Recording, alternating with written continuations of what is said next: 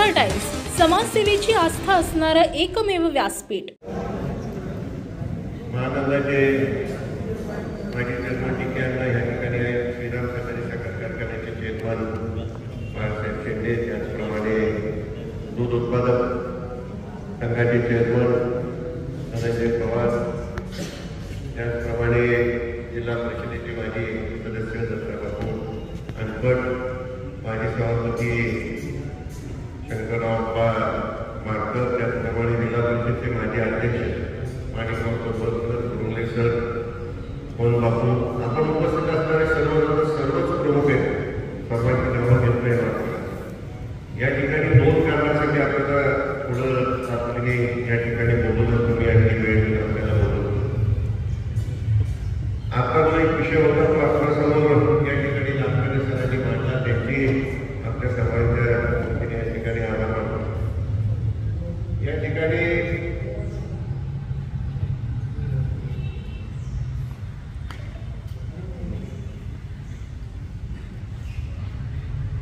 आपल्याला जी एक शासनाने योजना काढली तिच्याबाबत अनेकांच्या वेगवेगळ्या शंका आहेत, परंतु योजना समोर आलेली आहे।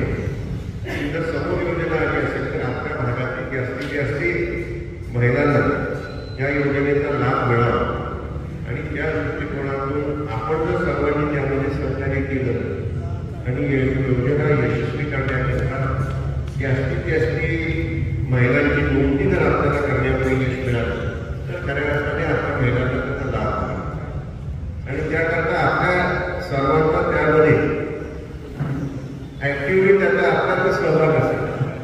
आपण जर सर्व क्रियाशील या योजनेच्या संबंधात राबवण्याच्या संबंधात जर असू तर ही योजना आपल्या भागामध्ये चांगल्या प्रकारे राबवली जातात आणि त्यानुसार या ठिकाणी आपल्या लांबकाने सगळ्यांनी आपल्याला माहिती दिली, बरीचशी माहिती आपल्यापैकी अनेकांना असेल सुद्धा आपण आपल्या पातळीवरती प्रयत्नशीलही असेल।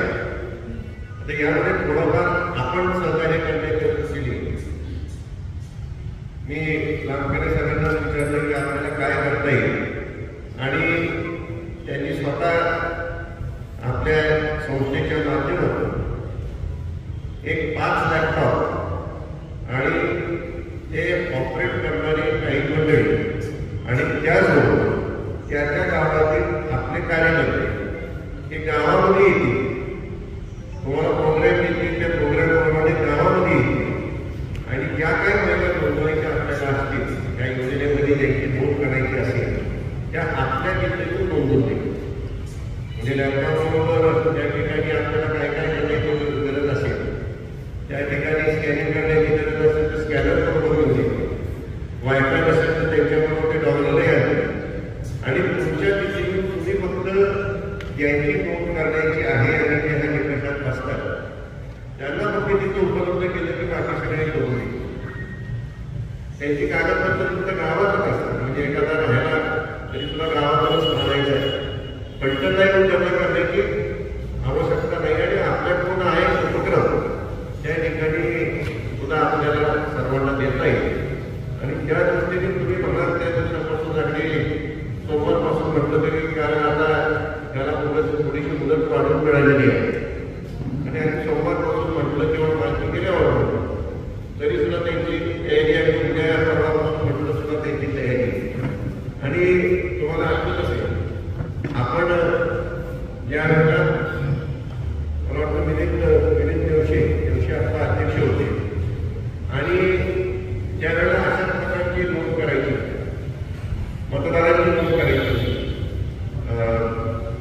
पदवीधर मतदारसंघामध्ये त्या ठिकाणी मतदारसंघात पदवीधर मतदारांची नोंद करायची होती आणि अशाच प्रकारे गावात जाऊनच आपण संपूर्णपणे हे केलं आणि या सर्व परिसराला फलटण तालुक्यातून सर्व अधिक मतदार आपल्याला पदवीधर मतदार नोंदवण्यात यश मिळालं आणि त्याकरता अध्यक्ष या नात्याने मिलिंद दिवशी यांना सुद्धा राष्ट्रवादी काँग्रेसच्या माध्यमातून एकत्रित असतात त्यावेळेला आपल्याला त्यांचा गौरव करण्यात आला आणि त्याचबरोबर त्या ठिकाणी पदवीधर मतदारसंघामधून आपला आमदार सुद्धा चांगला कधी नाही की आपला आमदार त्या पदवीधर मतदारसंघात म्हणजे पुणे आणि एकत्रित असल्यामुळं अत्यंत अवघड मतदारसंघ आहे, पण त्या ठिकाणी जयंत पाटील होते त्यांच्या नेतृत्वाखाली आपण सर्वांनीच काम केलं आणि सर्व ह्याच्यातला चांगला भाग म्हणजे आपला आमदार त्या ठिकाणी अतुला हे निवडून आले. तशाच प्रकारे आपल्याला एक आंदोलन करता आलं तर त्या ठिकाणी आपल्या गावातील प्रत्येक जी काही बसत असेल त्या महिलेला आपल्याला याच्यामध्ये आपल्याला समावेश करता येईल आणि आपल्याला सर्वात ज्याला गरज आहे त्याच्यापर्यंत पोहोचायचं. आता तसं जर विचार केला 1500 रुपये आले तर नंतर काय फार नाही, परंतु ज्याला अगदी गरज आहे त्याच्यापर्यंत आपल्याला जर पोचता आलं त्याला 1500ची किंमत सुद्धा ही मोठी असते आणि त्या दृष्टीने आपण जर सर्वांनी सहकार्य केले जे काही करायचे पाचच्या आपल्याला काही वाढवता येईल आणि प्रत्येक गावामध्ये जाऊन जे काही आपल्याकडे करता येईल त्यांना करू द्या. हे त्याच्यापेक्षा अधिक आपण त्या ठिकाणी जाऊन आपण स्वतः आपल्या गावामध्ये त्या ठिकाणी जर प्रयत्न केले तर मोठ्या प्रमाणात मदत करता येईल. आता मी काय सांगेन तुम्हाला आवश्यकता नाही की राजकीय फायदा तुम्हाला सुद्धा तुमच्या गावाच्या झाल्या काही घडणार नाही. त्या दृष्टीने हा विचार करा अशी मी आपल्या सर्वांना त्या ठिकाणी विनंती करतो. दुसरी गोष्ट म्हणजे आता मतदार याद्यांची प्रसिद्धी 9/7/2024 रोजी होणार. प्रत्येक प्रभागनीय प्रारूप मतदार यादी प्रसिद्ध करण्याचा दिनांक मंगळवार 9/7/2024. म्हणजे आज किती तारीख आहे? 4 तारीख. 9 तारखेला साधारण पालखी फिल्टरमधून का पलटणमधून 9 तारखेला पालखी येणार असते आणि भारतत्व सूचना दाखल करण्याचा कालावधी हा 9/7/2024 पासून 15/7/2024 पर्यंत. त्याच्यामध्ये काही हरकती आपल्या असतील तर त्या हरकती आपल्याला या कालावधीमध्ये नोंदवता येईल आणि त्यानंतर प्रभाग न्याय अंतिम यादी ही 19/7/2024 त्या ठिकाणी ही प्रसिद्ध करण्यात येईल आणि त्याचबरोबर हे होत असतं हे ह्याच्याकडे आपण सर्वांनी याकरता लक्ष देण्याची नक्कीच आवश्यकता आहे आणि त्याचबरोबर नवीन मतदार नोंदवायचे ते सुद्धा आपल्याला नोंदवून घ्यायचे. नवीन लग्न झालेले मुली असतील किंवा ते 18 वर्ष ज्यांनी पूर्ण केली असतील त्यांना सुद्धा मतदार नोंदवून घ्यायचे. त्याला कालावधी असा काही नाही, परंतु ठराविक काळात ते करत असतात आणि आपण जर आत्ता सुरुवात केली तर आपल्याला त्याच्यामध्ये नक्कीच आपल्याला नोंदवून घेता येते.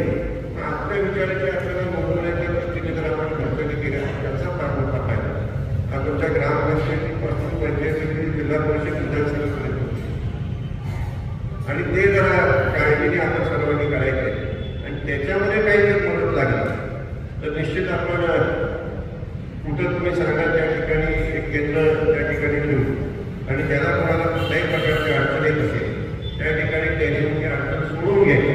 मग त्या ठिकाणी वेगवेगळ्या गटात अडचण येत असेल किंवा अन्य कुठं अडचण येत असेल तर ती अडचण सोडून घ्यायची.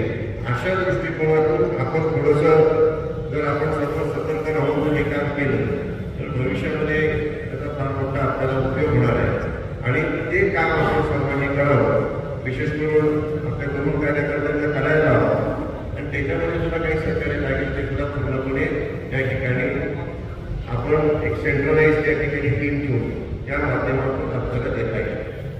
या करायसाठी 2 विषय आपल्यासमोर मांडायचे होते आणि म्हणून आपल्या सर्वांना त्या ठिकाणी बोलवलं आणि त्याचबरोबर आता प्रमुख कार्यकर्ते ह्या ठिकाणी आहेत.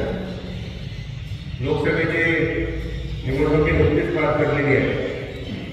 लोकसभेच्या निवडणुकीमध्ये तुमच्याकडे मला जे काही होतं ते जरी घडलं असतं तरी सुद्धा काही गोष्टीच्या संदर्भामध्ये आपल्याला अत्यंत सतर्क राहणे गरजेचे आणि त्यामुळे येणारी आता विधानसभेची निवडणूक आपल्या सर्वांच्या दृष्टीने अत्यंत महत्त्वाची आहे आणि तिथे आपल्या विचाराचा आमदार होणं हे किती गरजेचं असतं हे काही तुम्हाला वेगळं सांगण्याची गरज नाही. त्या निवडणुकीच्या दृष्टीने सुद्धा आपल्याला त्वरित कामाला लागावं लागेल आणि जे काही निवडणुकीच्या दृष्टिकोनातून जे काही आपल्याला आखणी करायची ती आखणी करावी लागेल. जी काही स्ट्रॅटेजी आखायची ती स्ट्रॅटेजी आपल्याला आखावी लागेल आणि त्वरित आपण कुठे कमी पडलो असतो ते भरून काढण्याच्या दृष्टीने कामाला लागेल आणि त्याकरता जो काही वेळ असेल ते रामराजांपासून आमदार दीपकराव चव्हाणांपासून मी असेल असेल आम्ही सर्व आणि तिथं असणारी सर्व नेते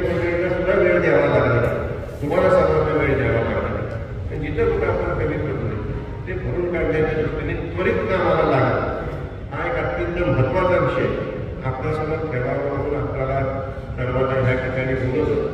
आता लोकसभेचे झालेली निवडणूक कुठली असली ती काय झालं, कशामुळे झालं याचा आढावा आपण ग्रामीण भागामध्ये घेतला.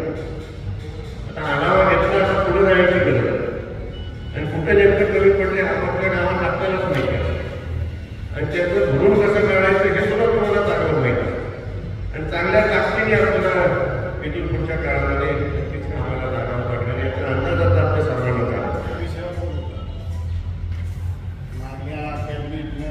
आपल्या बैठकी वाड्यात रस्त्यांवरती झाल्या पाहिजे त्या दृष्टीने त्याचं नियोजन हे सर्वच तुम्ही काय कुठं करायचे एकदा निश्चित आपापल्या प्रश्न सांगितलं तर आपण समोरच कामाला लागलो.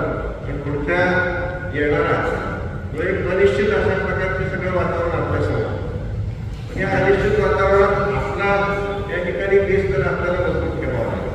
पुढं काय होणार आहे पुढचा विषय पण आपण आपलं काम त्या ठिकाणी आपल्या तालुक्यामध्ये मतदारसंघामध्ये गोरेगाव पटण मतदारसंघामध्ये आपण त्या ठिकाणी ठामपणे उभं आहोत आणि आता आमचा चांगल्या मताधिक्याने त्या ठिकाणी निवडून येतोय. कारण आज सगळ्यांना 25,000च्या खाली कधी चाललं ते तशाच प्रकारचं किंवा त्यालाही वाढवून आपण कशा प्रकारे करतो अशा दृष्टीने आपल्याला प्रयत्न करायला लागणार आहेत आणि त्याच्याकरता कामाला आपण एवढंच सांगण्याकरता आपल्या सर्वांना या ठिकाणी बोलवलं. त्याच्यावर काही कुणाला कुठलाही असेल बोलायचं असेल तर कृपया आपण आपले विचार या ठिकाणी आपण मांडावे एवढेच विषय होते आणि लगेच आपण सर्वांनी कामाला लागावं एवढीच विनंती करतो आणि पाहतो. आमच्या नवीन बातम्या पाहण्यासाठी आजच आमच्या आस्था